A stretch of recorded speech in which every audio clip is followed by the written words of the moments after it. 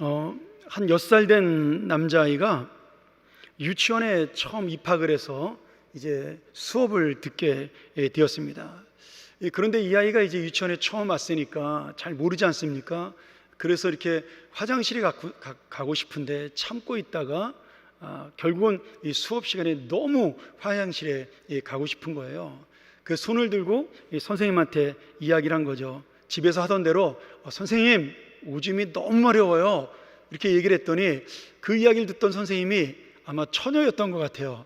얼굴을 약간 찡그리면서 얘야, 오줌이라는 단어가 좀 그러니까 다음부터는 그런 지저분한 단어 쓰지 말고 화장실 가고 싶을 때는 선생님 휘파람이 불고 싶어요, 이렇게 이야기를 한 겁니다. 그래서 이 아이가 처음 그렇게 배웠으니까 그 다음부터 선생님 말씀을 잘 듣고 배운 대로 실천해서 화장실에 가고 싶을 때마다 선생님 휘파람이 불고 싶어요, 이렇게 이야기를 하고 화장실에 다녀오곤 한 거죠.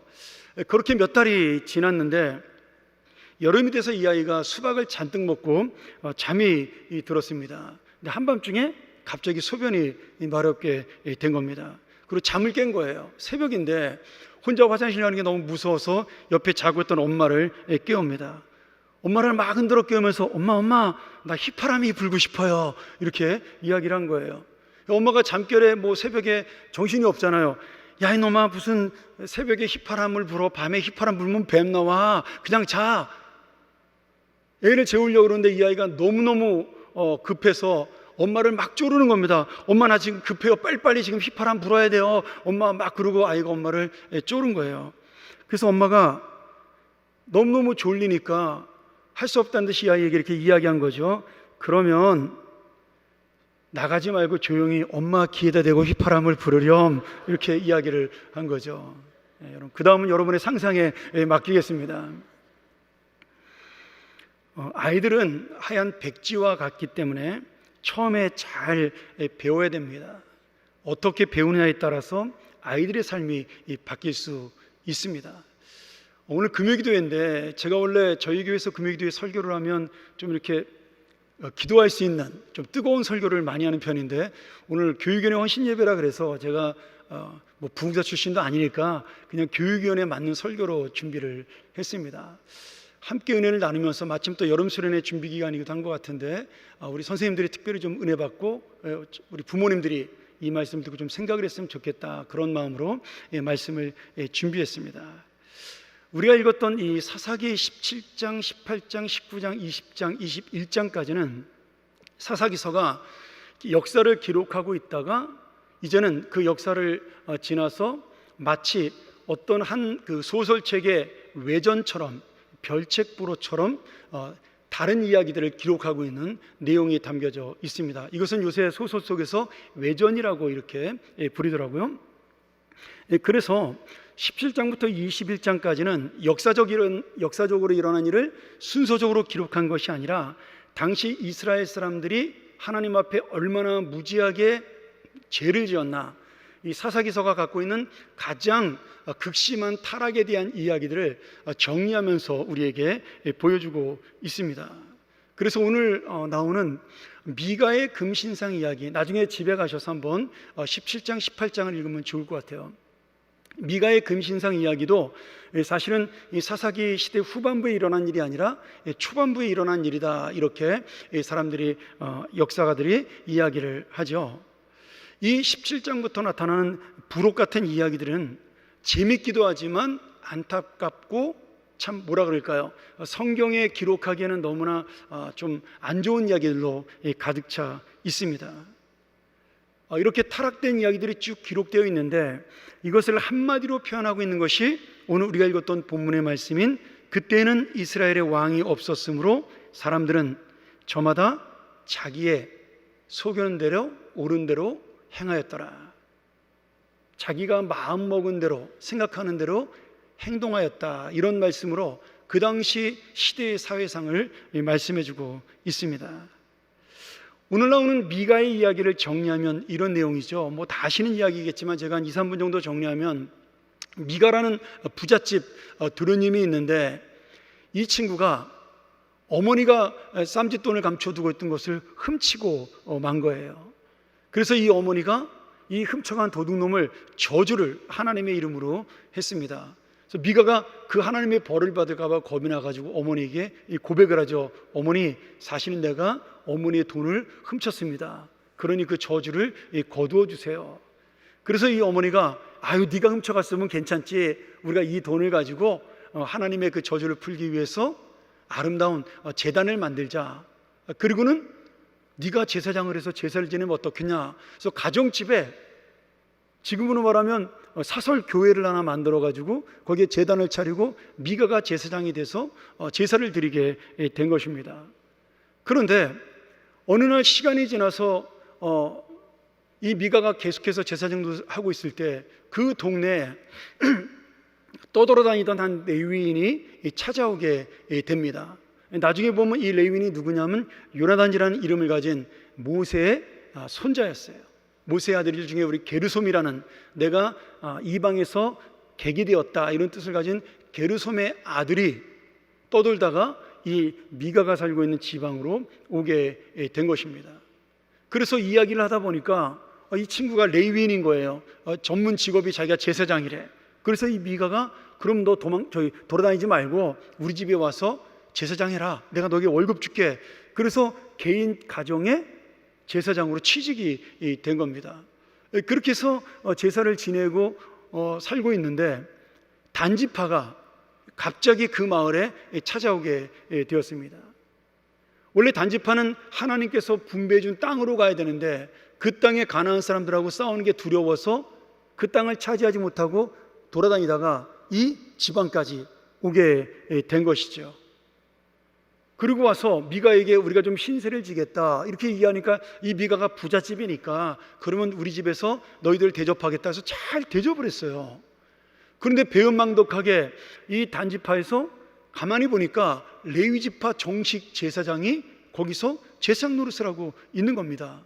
그래서 그 제사장을 불러가지고 물어본 거예요. 야, 너 개인 집에서 제사장 하는 것보다 우리 이 한 지파의 제사장 돼서 좀 큰 지파로 출세하는 것이 낫지 않겠냐? 이렇게 유혹해가지고는 그 미가의 집에 있던 요나단 제사장을 데리고 가게 된 것이에요. 여러분, 우리가 이 이야기를 좀 쉽게 하고 있지만 사실은 뭐 말도 안 되는, 지금 뭐 남의 개인 집의 제사장이 지금 취직을 했다는 것도 우스운 이야기고, 또 레위인이 돌아다니면 안 되는데 돌아다니는 것도 웃기는 얘기고, 또 하나님의 그 약속인 가나안 땅에 들어가지 못하고 방황하고 있는 단지파도 정말 말도 안 되는 이야기인데, 또 남의 제사장을 뺏어가는, 그리고 축복을 받겠다라고 그렇게 다른 것을 도둑질해가는 이런 지파를 바라보면서 정말 사사기 시대가 얼마나 타락하는 시대인지를 우리가 볼 수가 있는 거죠. 놀라운 건 지금 우리가 보고 있는 이 17장 18장에 나오는 제사장이, 요나단이라는 이 사람이 모세의 손자라는 사실이에요. 지금 위대한 지도자 모세의 손자, 그 가문이 3대를 넘기지 못하고 타락한 가문이 된 것이죠.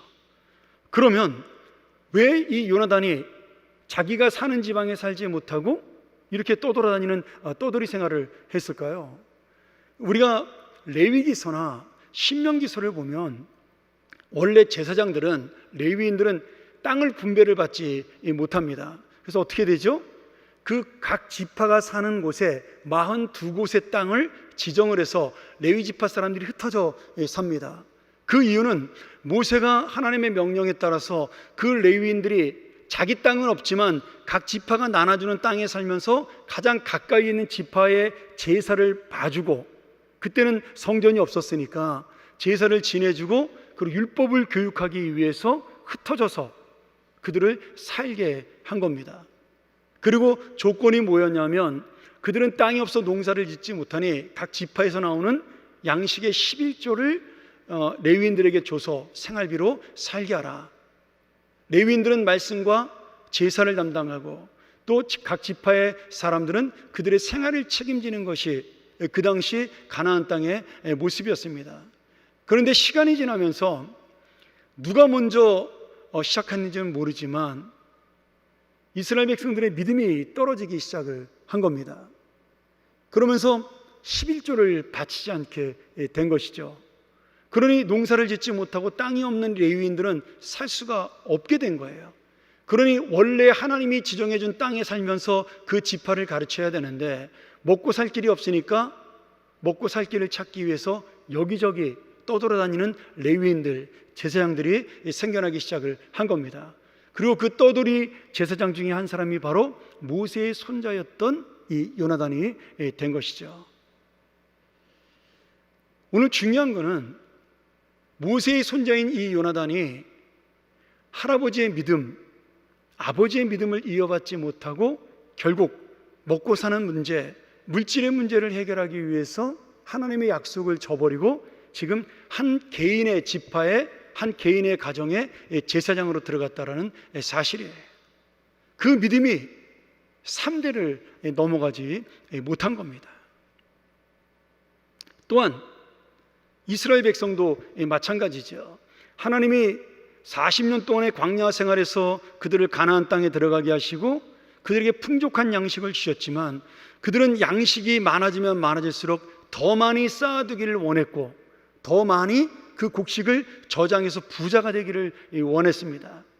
결국 그들은 안식년도 지내지 않게 되었고 또 하나님 앞에 제사 지내는 걸 소홀히 하면서 제사장이 드리는 11조도 드리지 않게 된 것입니다. 누가 먼저 시작을 했는지 모르지만 제사장이 먼저 타락을 했는지 아니면 백성들의 믿음이 떨어졌는지 모르지만은 지금 서로 그렇게 악순환이 거듭되면서 이스라엘의 제사는 망가지고 제사장들은 떠돌이 생활하는 그런 안타까운, 하나님의 신앙이 계승되지 못하고 지금 왕 대신 하나님이 아니라 내 생각대로 살아가는 그런 나라와 민족으로 이스라엘 백성은 전락하게 된 것입니다. 제가 미국에 있을 때 무디 신학교의 학장이었던 조지 스위팅 박사라는 분이 계십니다. 이 시카고의 무디 신학교가 아주 유명한 성경 가르치는 학교인데 이 학장님인 조지 스위팅 목사님이 하루는 교회 행정일을 보다가 한 회사의 사장을 만나게 된 거죠. 근데 이분이 이제 신학교의 일을 맡아가지고 일을 하러 왔으니까 학장님을 만나서 같이 이야기를 하게 되는데 이분이 이제 신학자고 목사님이니까 학장님이 자기 가족의 신앙에 대한 이야기를 한 거예요. 아유, 학장님 반갑습니다.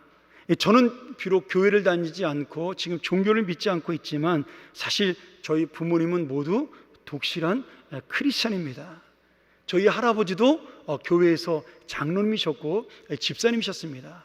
그래서 저는 딱히 교회를 나가지는 않지만 교회에 대해서는 좋은 인상을 가지고 있습니다. 이렇게 좋은 말로 인사를 한 겁니다. 그런데 이 조지 스위팅 박사가 그 사장님의 이야기를 듣고 이렇게 대답을 했어요. 형제님은 신앙생활하기에 매우 좋은 환경 속에 사시는데 왜 아직도 예수님을 믿지 않으십니까?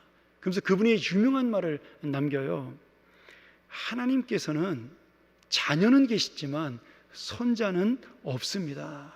이렇게 대답을 하신 거예요. 여러분, 이 말씀은 단순히 그분에게 하시는 말씀이 아니라 바로 오늘 우리에게 주시는 말씀이에요. 하나님에게는 자녀만 있지 이 손자가 있지 않습니다. 사랑하는 여러분, 오늘 이 자리에 모인 여러분들은 다 교육에 관심 있는 것이라고 믿습니다. 안타깝게도 이제 한국은 교육적으로 굉장히 어려운 나라로 가고 있어요. 뭐 요 한 주간도 지금 대통령이 말 한마디 한 것 때문에 지금 나라가 막 야단법석이 나지 않았어요? 전 세계에 어떤 나라도 없는 일이죠. 대학교 시험 문제를 내는 문제 가지고 대통령이 이야기를 하고 그것 때문에 교육부가 막 난리를 치고 신문에 뭐 대문짝만하게 나고, 저는 한 번도 그런 일을 다른 나라에서 본 적도 없고 들은 적도 없습니다. 오직 우리나라에서만 있는 특별한 일이죠. 그거는 뭐냐면 그만큼 우리나라 부모들이 아이들의 공부 때문에 좀 나쁘게 이야기하면 미쳐서 돌아가고 있기 때문입니다. 너무 안타까워요. 많은 사람이 한국교회에 위기가 왔다고 이야기를 합니다.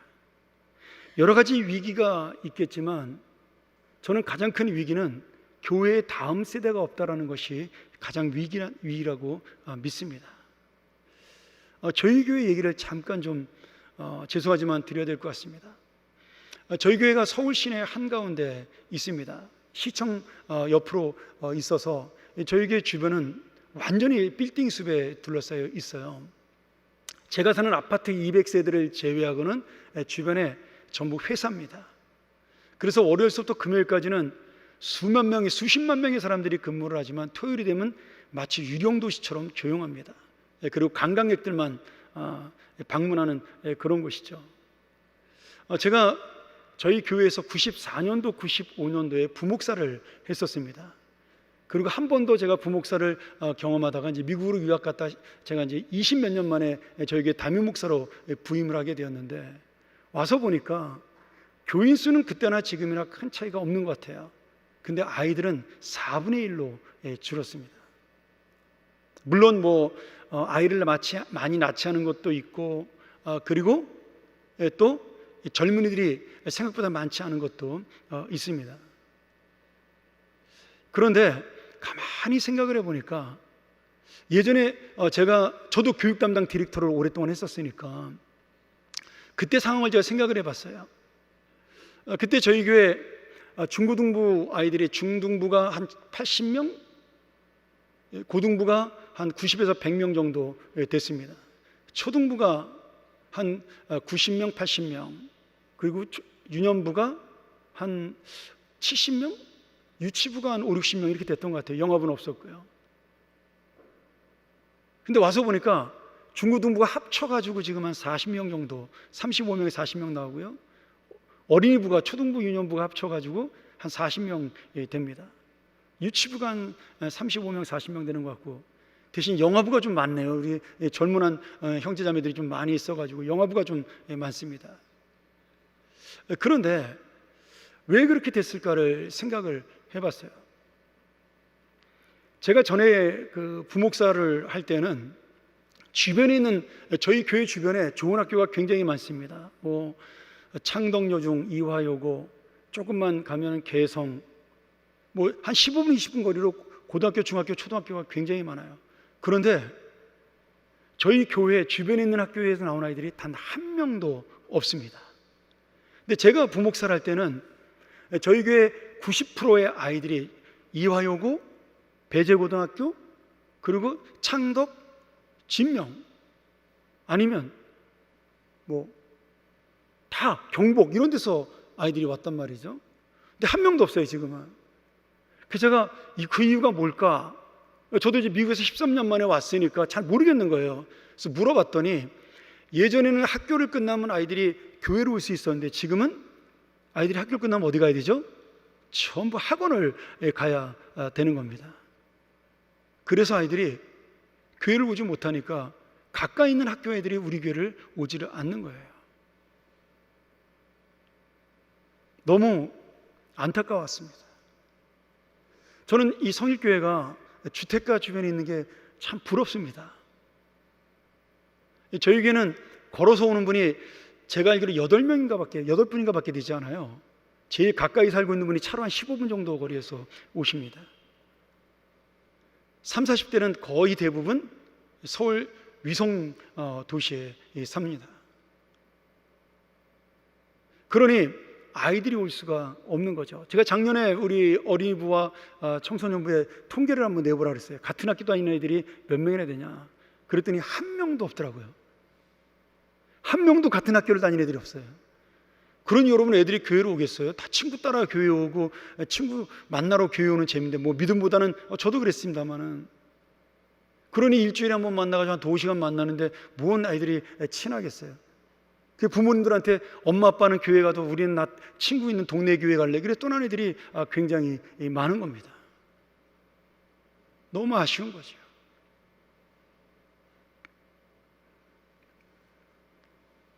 여러분 근데 그것이 이제 우리 교회 문제로 끝나는 것이 아니라 20년이 지나면 한국 교회가 모두가 겪어야 될 문제라는 거예요. 지금 우리나라의 출산율이 작년에 20만 명도 되지 않습니다. 이 상태로 가면 통계상으로 약 25년 뒤에 한국교회 40% 정도가 문을 닫아야 됩니다. 물론 통계상이니까 그렇지 않을 수도 있겠지만, 그리고 젊은이들이 지금 교회를 지금 대학생 아이들이, 저희가 대학생 선교에서 통계를 내면 미전도 종족이라고 부르죠. 100명 중에 교회를 다니는 아이들이 한 4명 정도에서 5명 정도 통계를 내고 있습니다. 청소년부는 더하죠. 지금 200명 이하의 한국 교회에서 주일학교 없는 교회가 65%입니다.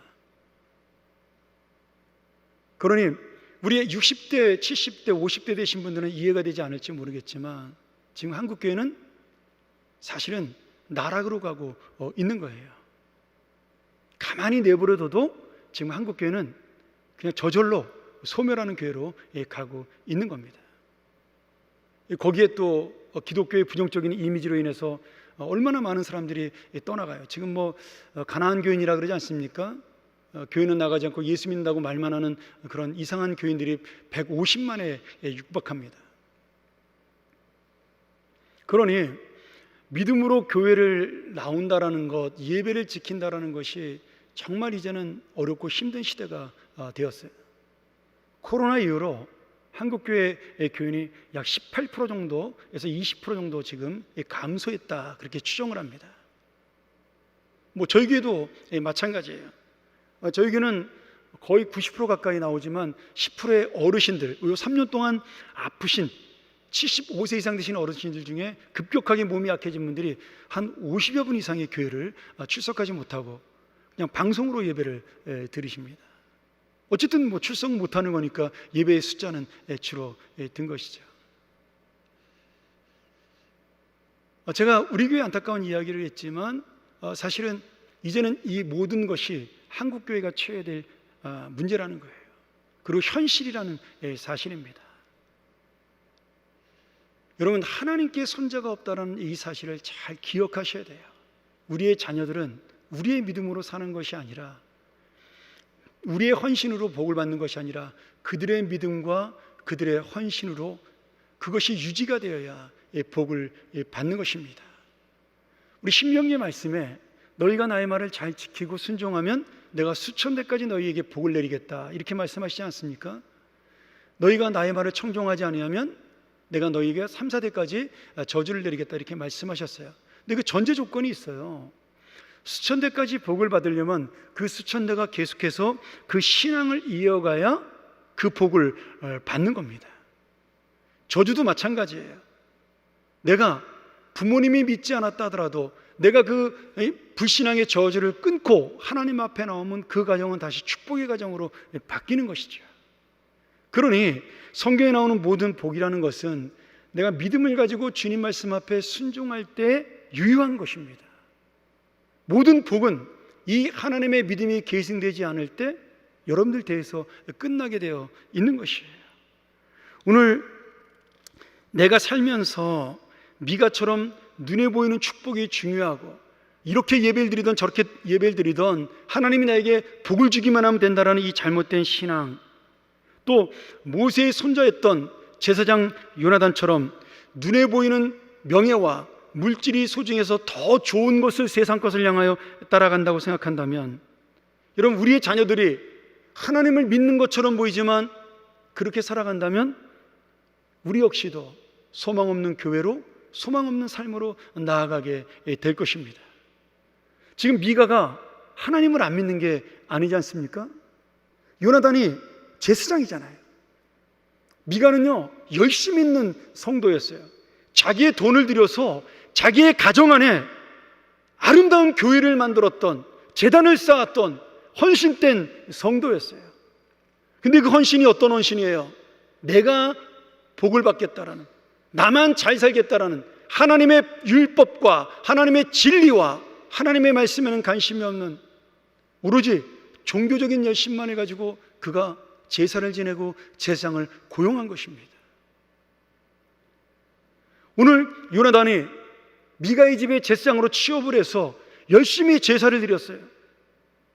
말씀대로 그 율법대로 제사를 잘 지킨 것처럼 보였습니다. 근데 그는 먹고 살기 위해서 그 사역을 감당을 한 것이에요. 오늘 여러분, 지금 현대로 말한다면 목사가 먹고 살기 위해서 목회를 하고 그것이 목적이 되고, 성도는 그저 하나님 앞에 물질적인 복을 받고 세상의 복을 받기 위해서 신앙생활을 한다면, 오늘 그 시대를 하나님께서 뭐라 그래요? 신앙의 암흑시대라고 말씀하고 있는 겁니다.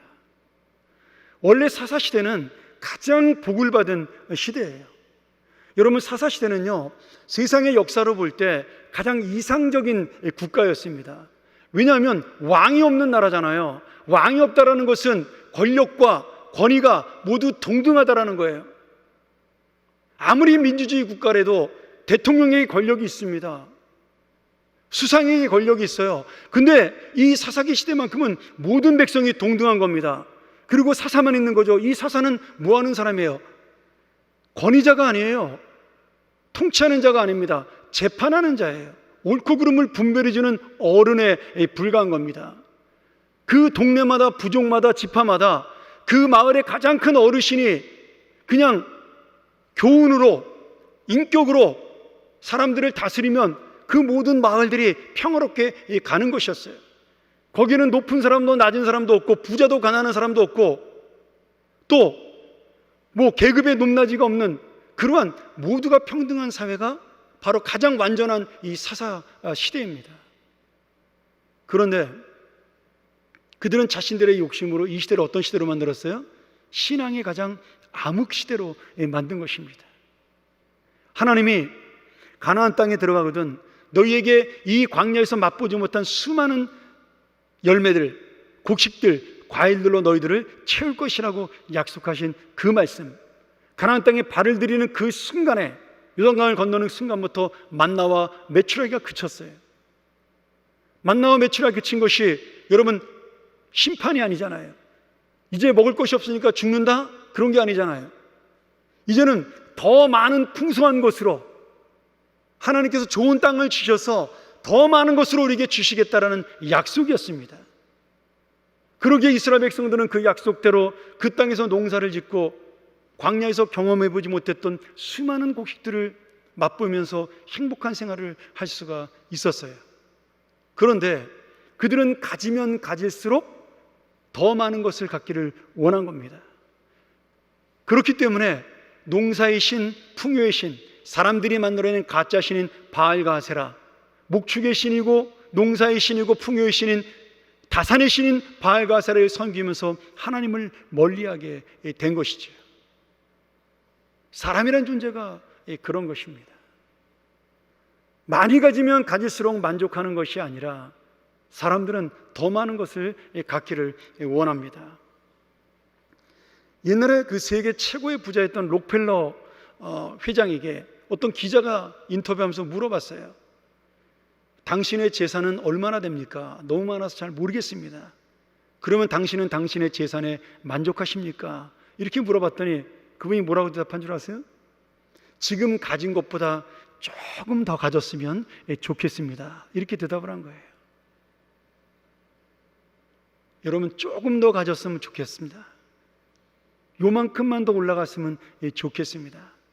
요만큼만 집을 더 늘렸으면 좋겠습니다. 그것이 멸망하는 욕심이라는 겁니다.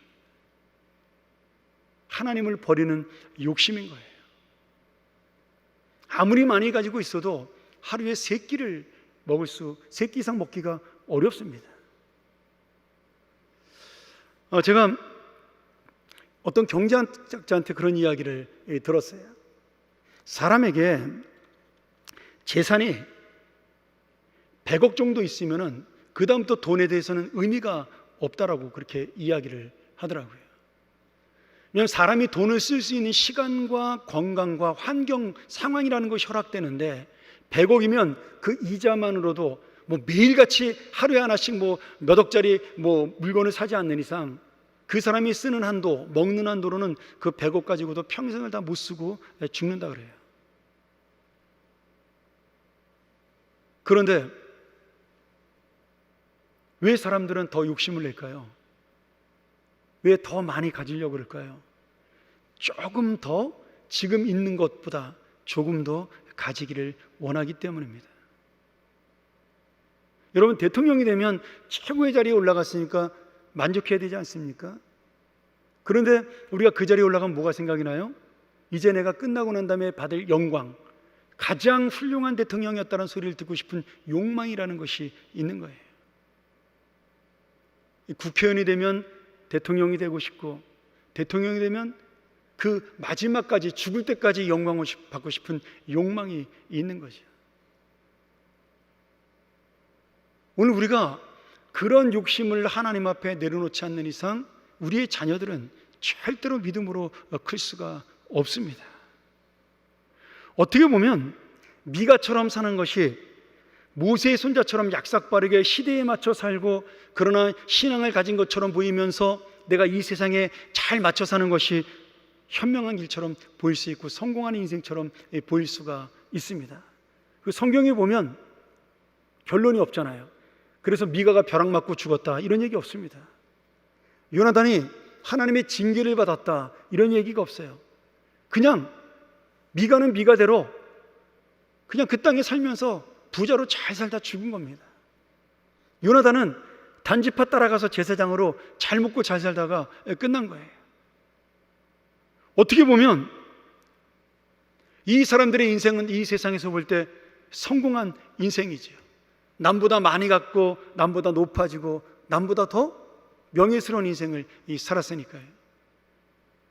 그런데 하나님은 분명하게 말씀하셔요. 이들은 실패한 인생이요, 망한 인생이요, 심판받은 인생이다 이렇게 말씀합니다. 오늘 여러분, 우리가 우리의 자녀를, 아니면 내 인생을 어떻게 가지고 가야 될까요? 제가 15살 때 하나님의 은혜를 받고 제가 한월산에서 기도하다가 번갯불처럼 정말 하나님의 큰 은혜를 체험을 했습니다. 어린 나이에 너무 그게 감사해서 하나님 앞에 목사가 되기로 서원을 했어요. 제가 정신이 나갔죠 그때. 성령의 정신이 돼가지고 제 정신이 아니라서 목회가 이렇게 힘들 줄 알았으면.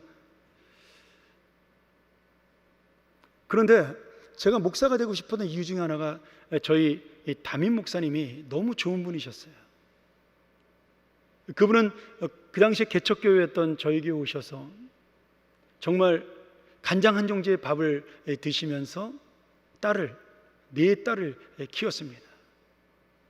저희가 집에 놀러 가면 밥을 안 주셔요. 반찬이 없으니까 못 주시는 거죠. 라면을 끓여줘도 밥은 못 주시는 거예요. 왜? 마가린에다 간장 맨날 비벼 드시니까, 야, 내가 남의 집 귀한 애들 데려다 이렇게 먹이면 되겠냐, 니네 집 가서 먹으라고 맨날 우리 사모님이 농담으로 그러셨어요. 예전에 우리 경기도에 있었던 교회이기 때문에 아마 아시는 분도 있을 거예요. 지금은 교회 이름이 바뀌었는데 호원중앙교회라고. 근데 그분이 아침에 제가 학교를 가려고 이렇게 있으면은 북을 치고 항상 아침에 7시 반에 그 정정 앞에서 전도를 하셨습니다. 돈도 없고 명예도 없고 권력도 없고 나이가 드셔서 신학 공부해가지고 항상 가난하고. 근데 저는 그 모습이 너무나 존경스러웠어요. 아, 목사가 되면 돈과 명예와 권력 같은 거 욕심 부리지 않고 거룩하게 살 수 있겠구나. 제 마음속에 그런 생각이 들었어요. 그래서 참 내가 목사가 되는 것을 결정한 것을 잘했다 그렇게 생각을 한 거예요. 그런데 웬걸요? 목사가 되니까 저를 가장 괴롭히는 것이 돈이었어요. 미국에서 개척교회를 하는데 힘들더라고요. 또 이름 없는 시골에서 개척교회를 시작을 했는데 내 친구들은 어떤 큰 교회 담임 목사로 나간다는 신문기사가 막 나는 거예요. 그때마다 밤에 잠이 안 오는 겁니다. 열이 받아가지고. 별로 친하지도 않은 친구인데 왜 그러죠? 그래서 이게 사촌이 땅 사면 배 아프다는 게 진짜 진리구나 제가 깨달았어요. 20몇 년 동안 연락이 끊어진 친구인데도 불구하고 기분이 나쁘더라고요. 제가 얼마 전에 그 친구 만나서 미안하다고 사과했습니다. 야, 내가 너 괜히 미워했어 그러고요. 여러분, 권력이라는 거요 아무것도 아닌 건데 교회를 내 마음대로 안 되는 게 너무 힘든 거예요. 젊은 나이에. 내가 뭐 말하면 장로님들이 잘 안 들어주고, 목사님 그건 아직 뭐 시기상조입니다, 이럴 때마다 막 속이 상한 거예요. 내 마음대로 되는 게 없어. 여러분, 목사가 되면 돈과 명예와 권력에서 해방되는 줄 알았더니 아니더라고요. 그것이 나를 그렇게 똑같이 괴롭히더라고요. 그리고 이 싸움은 언제까지 계속될까요? 죽을 때까지 내가 포기하지 않는 한 계속될 것입니다. 왜? 예수님이 당했던 세 가지 시험이기 때문에 그렇습니다. 아담이 겪었던 먹음직도 하고 보암직도 하고 지혜롭게 할 만큼 탐스럽게 생긴 그 선악과의 시험이기 때문에 그런 겁니다. 그리고 그 시험은 누구에게도 계속돼요? 우리의 자녀들에게도 계속되는 겁니다. 저희 교회 교육 철학이 있습니다. 저희 교회는 요람에서 천국까지, 그래서 저희 교회는 시스템으로 영어부터 그 노인대학까지 모든 그 커리큘럼을 하나로 제가 통일을 시키고 3년 커리큘럼으로 만들어서 함께 나갑니다. 뭐 100% 되는 건 아니지만 그래도 잘 지키는 것 같아요. 저희 표어가 있어요. 교육의 틀은 교회에서 제공하고 신앙의 교육은 가정에서 담당한다. 이게 우리 교회 그 표어입니다. 교회는 신앙을 교육하는 것이 아닙니다. 교육의 도구, 교육의 자료를 제공하는 것이에요. 신앙교육은 누가 하는 거예요? 부모가 하는 겁니다. 아이들이 교회에 2시간 나와서 무슨 은혜를 받고 얼마나 대단한 신앙교육을 받겠어요. 여러분, 내 자녀를 교회에 맡겨놓고 신앙에 무관심한 부모야말로 가장 어리석은 부모입니다. 이 아이가 믿음 생활 잘하는지 안 하는지 매의 눈으로, 독수리의 눈으로, 여러분 좋아하시잖아요. 독수리 날개치며 올라가는 그 믿음 좋아하시잖아요. 그 독수리의 눈으로 아이들을 신앙적으로 바라봐야 하는 겁니다.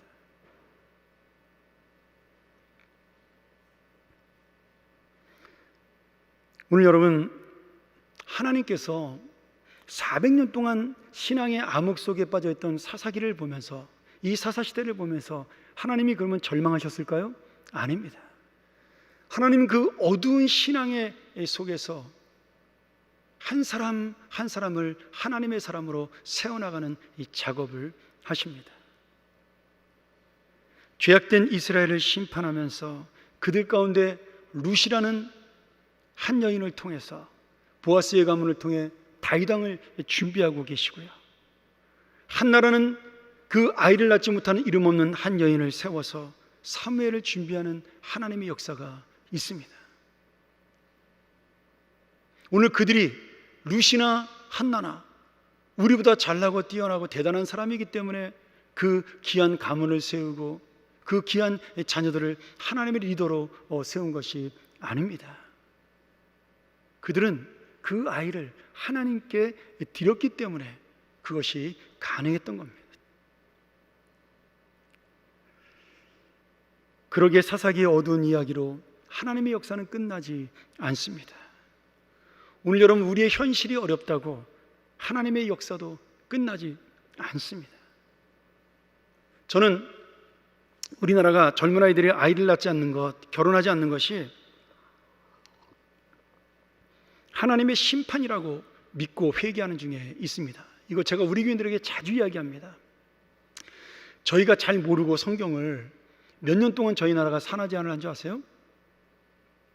박정희 대통령 이후로 1차 경제개발 5개년 계획 이후로 70년대 중반서부터 우리나라에서 산하 제한을 하기 시작을 했습니다. 언제까지 했죠? 90년대 말까지 했어요. 여러분, 그 표 기억나지 않으십니까? 잘 키운 딸 하나 열아들 안 부럽다, 둘만 낳아 잘 기르자. 80년대 산하 제한 표였죠. 정부에서 적극적으로 아이를 낳지 않도록 권장을 했습니다. 경제를 살리기 위해서. 그리고 90년대 말이 됐을 때 정부에서 아차 한 거죠. 그 30년간의 산하 제한이 아이들에게 아이를 많이 낳으면 생활이 불행하다, 내 인생은 행복해지지 못한다라는 인식을 심어주게 된 것입니다. 그래서 저희 세대부터 아이를 둘만 낳는 것이 당연한 것이 되었고, 우리의 다음 세대는 하나만 낳아도 괜찮고, 요새 젊은 아이들은 뭐 그럴 바에야 혼자 사는 게 제일 행복하지, 그렇게 되는 세대가 된 거예요. 하나님의 문화명령, 창조명령, 창세기 1장 28절 명령인 땅을 정복하고 너희들이 온 땅에 널리 퍼지라는 명령을 우리가 어겼기 때문에, 30년 동안 어겼기 때문에 저는 이 아이를 낳지 않는 저주가 30년 동안 계속될 것을 믿습니다. 우리가 30년 동안 회개해서 말씀과 교육으로, 믿음으로 이것을 풀어나가지 않으면, 우리의 죄를 철저하게 회개하지 않으면 이 문제는 절대로 해결되지 않습니다.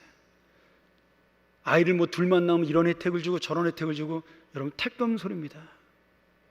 요새 아이들이 돈이 없어가지고 아이를 낳지 않는 줄 아세요? 아니에요. 아닙니다. 편하려고 안 낳는 거예요. 전에는 잘 먹고 살기 위해서, 안 굶기 위해서 아이를 낳지 않았는데, 지금은 그것이 습관이 되면서 내가 편하고자 아이를 낳지 않는 시대로 바뀌게 된 것입니다. 이 무서운 저주의 끈을 끊기 위해서는 우리 부모들이 먼저 회개하고 우리 자녀들에게 믿음으로 가르쳐야 합니다. 요새 우리 부모님들이 결혼한 자녀들에게 왜 너 아이를 안 낳냐라고 물어보는 부모가 많잖아요. 좀 신식 부모님들은 목사님 그런 거 물어보면 아이들이 부담스러워해가지고 싫어합니다, 그렇게 대답을 해요. 싫어해도 불러다가 야단쳐야 되죠. 제가 우리 아이들 둘 다 미국에서 지금 살고 있습니다. 이제 어릴 때 너무 미국 갔으니까 한국에 가서 못 사니까 아이들 거기서 다 대학원 졸업하고 직장 생활을 하는 한 녀석은 결혼해서 잘 살고 있는데, 제가 가만히 제 인생을 생각해 봤어요. 가장 행복할 때가 어떤 데인가. 제가 부목사 때 우리 아이들 둘을 키우면서 정말 없는 돈에, 요새 이제 휴가철이잖아요, 이제 다음 달부터. 그 교회에서 휴가를 받으면 그 아이들 데리고 그 3박 4일 어디 놀러 가는 거 제 인생의 가장 큰 행복 중에 하나였어요. 그 전날 너무 좋아서 막 잠도 못 자고 그 휴가를 기다렸던 기억이 납니다. 근데 가면 힘들어요. 그 갓난 아이들 그 업고 안고 또 멀미해가지고 차에다 막 오바이트하고 징징대고, 좀 좋은 데 가서 경치 구경 시켜주려고 그러면 애들은 뭐 경치에 관심이 없잖아요. 짜증나니까 집에 가자 그러고. 근데 그때가 제일 행복했던 거예요, 가만 생각해보면. 지금은요, 시간도 있고 여유도 있는데 우리 아내랑 둘이 어디 놀러 가면 뭐 그냥 그저 그래요. 편안합니다. 그렇다고 안 행복한 건 아니에요. 행복합니다. 그러나 예전처럼 재미가 있질 않아요. 지금 집에 둘이 들어가면 뭐 교회에서 늦게 들어가니까 그런 것도 있겠지만 그냥 가서 씻고 별일 없나 그러고 자는 게 그냥 일입니다. 옛날처럼 하하고 우는 소리가 저희 집에서 들리질 않아요. 그러니까 우리가 정말 행복이라는 것이 무엇인지를 깨닫는 것, 하나님이신 가정이라는 것이 얼마나 소중한 것을 깨닫는 것이 바로 진정한 행복을 가르치는 것입니다. 거기에 믿음의 가정으로 함께 모여 가정에서 예배를 드리고 말씀을 나누고, 야, 너 오늘 이번 주일날 배운 설교 말씀 좀 얘기 좀 해봐, 아빠한테. 여러분 그런 가정 있어요? 아이들 가르치면서 너 커서 훌륭한 사람 되라, 요새 그런 얘기 하시는 부모님 계시나요? 저희 어렸을 때 어머님이 아버님이 그런 얘기 했잖아요. 너 커서 훌륭한 사람 돼야 된다, 이 세상에 나라에 공헌하는 사람 돼야 된다, 국민교육 헌장대로 살아야 된다, 그런 얘기 많이 하지 않았습니까? 저희 부모님들은. 요새 부모님들은 너 인마 좋은 대학 가고 좋은 직장 가야 돼, 맨날 그러잖아요. 이 나라를 위해서, 이 사회를 위해서, 하나님의 나라를 위해서 너 살아야 된다. 무엇이 되느냐가 중요한 것이 아니라 어떻게 살아야 되느냐를 물어보는 부모가 지금 몇 프로나 되겠어요? 예수를 믿어도. 그게 바로 미가의 엄마예요. 돈 욕심 때문에 저주했다가 자기 아들이 저주받을까 봐 하나님의 재단을 그거 가지고 쌓아버리는, 그저 나만 잘 살면 된다는 생각이 요새 대다수의 부모들의 생각 아니겠어요? 그러니 나도 똑같은 일을 하고 싶지만 남이 조금만 불합리한 일로 좋은 일을 만나면 득달같이 달려가서 끌어내리잖아요. 난리가 나잖아요.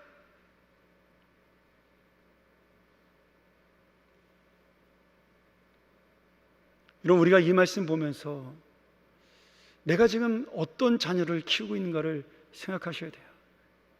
이 아이가 하나님의 자녀인가? 내 소유인가? 이 아이를 나에게 하나님께서 주셨을 때는 어떤 사람으로 키우기를 원하셨는가? 한나가, 아이가 우리가 이제 성경적으로 볼 때 한 18개월쯤 됐을 때 하나님에게 바쳤다라고 이렇게 되어 있어요. 여러분, 아이 키워봐서 아시잖아요. 18개월이 가장 예쁠 때입니다. 이제 걸어다니면서 아빠 엄마 소리하면서 재롱 떨 때잖아요. 물론 약간 좀 얄밉기도 한 시기이기도 하지만, 근데 그 가장 아름다운 시기에 그 아이를 하나님께 드렸어요. 그래서 그렇게 드려진 한 여인의 믿음이 이스라엘 나라를 구원한 겁니다. 한나는 우리 아들이 이렇게 될 거라고 꿈도 꾸지 않았을 거예요. 그냥 하나님께 약속했고 내가 하나님께 감사해서 드린 헌신이었는데 그 감사와 헌신이 나라를 구원하는 능력이 되었어요. 우리도 그런 자녀가 되어야 되지 않겠습니까? 말씀을 정리하죠. 한 해가 방문을 열어놓고 큰 소리로 기도를 하는 거예요. 하나님, 저 자전거가 필요해요. 자전거 하나만 꼭 주세요. 막 큰 소리로 기도하니까 할머니가 방에서 듣고 있다가 너무 시끄러운 거예요. 야, 이놈아, 하나님이 기가 먹으셨냐? 왜 이렇게 큰 소리 기도해? 하나님보다 할머니 기청 떨어지겠다. 이게 막 야단을 친 거죠. 그때 이 아이가 뭐라고 대답한 줄 아세요? 할머니, 하나님은 들으시는데 우리 아빠가 못 듣잖아요. 이 아이가 누굴까요? 지금 하나님보다 눈에 보이는 것을 의지하는 우리의 믿음인 거예요. 저도 철없던 목사 시절에 그런 생각을 한 적이 있습니다. 큰 교회 가면 부자가 많잖아요.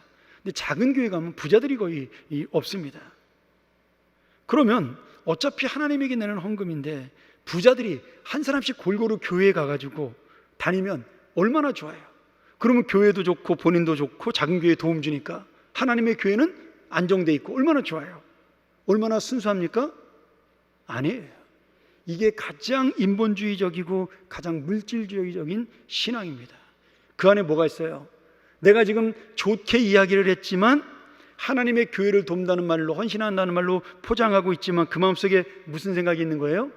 이 교회를 하나님께서 움직이는 것이 아니라 돈이 움직이고 사람이 교회를 움직인다라고 내 마음속에 믿고 있는 거예요.